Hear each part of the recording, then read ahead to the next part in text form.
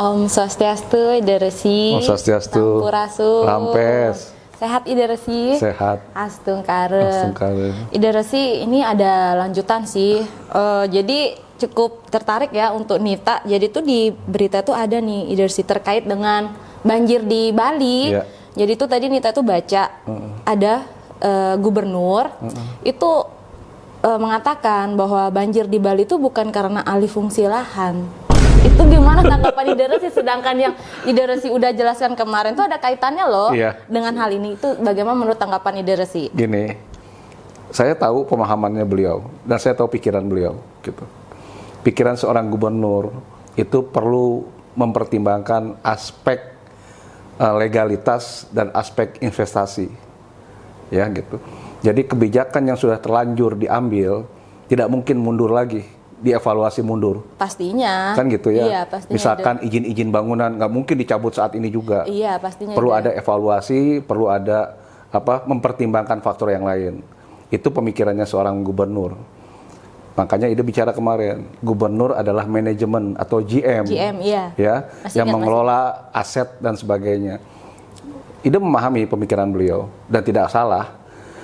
Untuk ke depan, ini untuk kedepannya, seyogianya beliau mempertimbangkan aspek legalitas di mana bangunan tidak boleh dibangun di tempat yang tidak seperuntukan bangunan itu ada.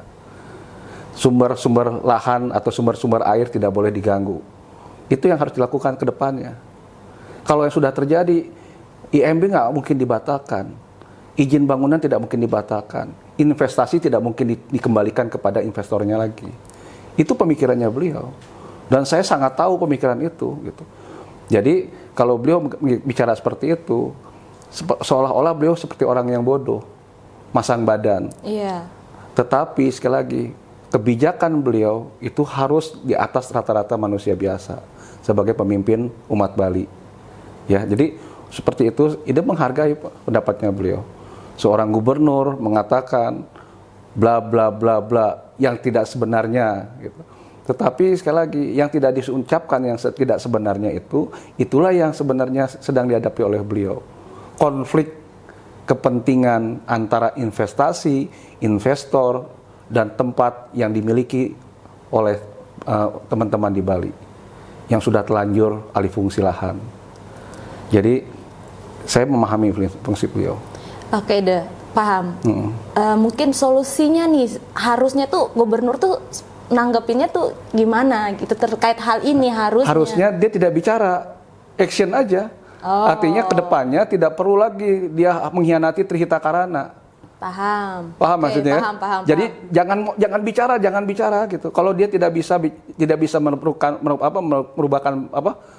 perubahan, jangan bicara, action aja gitu.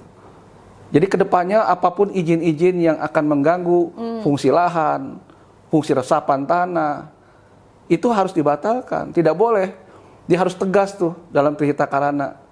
Hubungan dengan Tuhannya dia tegas, hubungan dengan manusia dia tegas, hubungan dengan alam dia tegas. Itu baru pemimpin yang solid, yang baik gitu. Gitu sayang. Jadi kalau dia bicara, oh iya itu emang dia harus bicara seperti itu.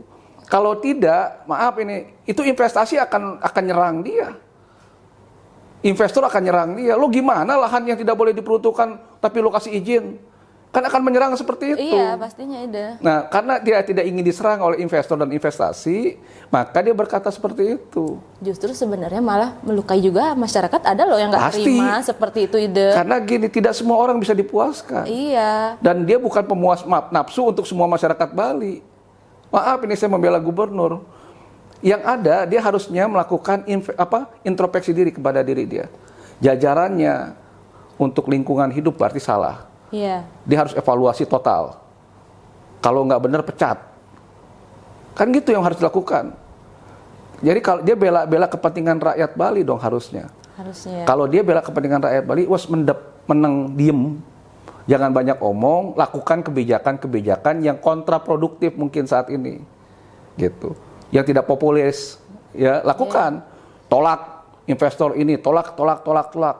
Atau alihkan ke lahan yang memang peruntukannya itu. Gitu.